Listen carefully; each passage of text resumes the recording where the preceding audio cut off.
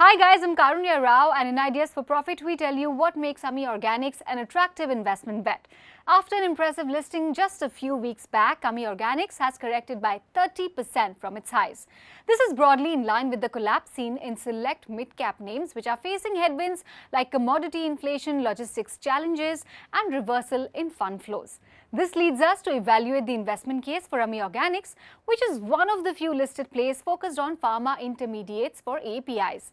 COVID-19, of course, has highlighted the dependence on China for intermediates to manufacture these APIs or drugs. This led to various domestic and global initiatives to reduce dependence on China and de-risk the pharma supply chain. Being a key supplier of pharma intermediates, Ami Organics fits into this theme. Its Q2 results cannot be compared with the corresponding quarter last year, as base quarter numbers do not include revenue from two recently acquired facilities from Gujarat Organics.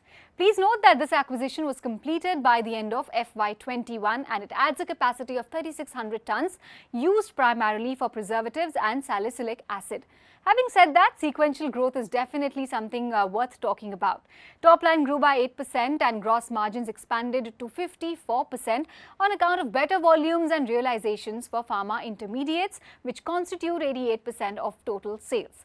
EBITDA for the core business continues to improve, but EBITDA for newly acquired facilities was in high single digit only. The management is positive on near-term outlook and expects sequential uptick in top line in the coming quarters. This is likely to be aided by two recently introduced products, which are import substitutes for China-originated products, and Ami Organics is one of the few manufacturers of it in India. Capacity utilization for such a plant, which caters to the core business of pharma intermediates, is 70% and hence provides a headroom to meet incremental demand in the next 2 years. The company is not worried about elevated raw material prices, as it's able to pass on the incremental cost on to the customers with a quarter's lag according to contractual agreement. It gets about 18% of its raw material from China, which are secured, but there can be a delay due to logistic hurdles. The management also maintains that priority for the acquired business of Gujarat Organics is to stabilize revenues and then focus on reducing inefficiencies. And hence management guides for low double-digit EBITDA margins for the acquired business. Consolidated EBITDA margins should improve from here on, even though gross margins could moderate. Over the medium to long term, management guides for a 25% CAGR for top line.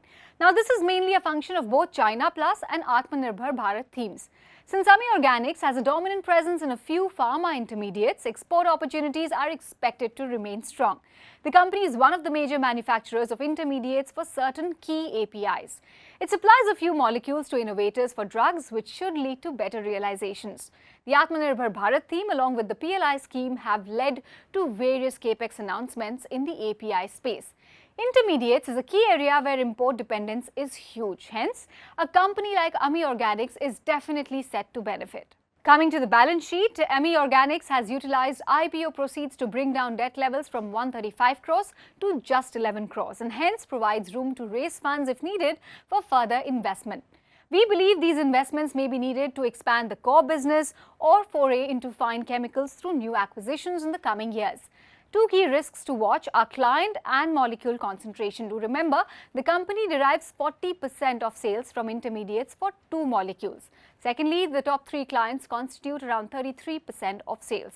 As far as valuations are concerned, post the recent correction, valuations are in a reasonable range. The stock trades at 18x of FY23 EV EBITDA.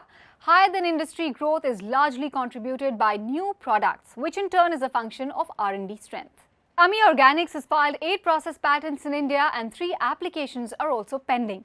It has an R&D team of 60 plus professionals and has recently hired R&D head who was earlier associated with Teva and Alembic. Margins for pharma intermediates is also expected to remain strong given the company's dominant market share in some of the products. Overall, valuations seen in context of high growth and elevated margins makes it a stock worth looking at during this consolidation phase of the market.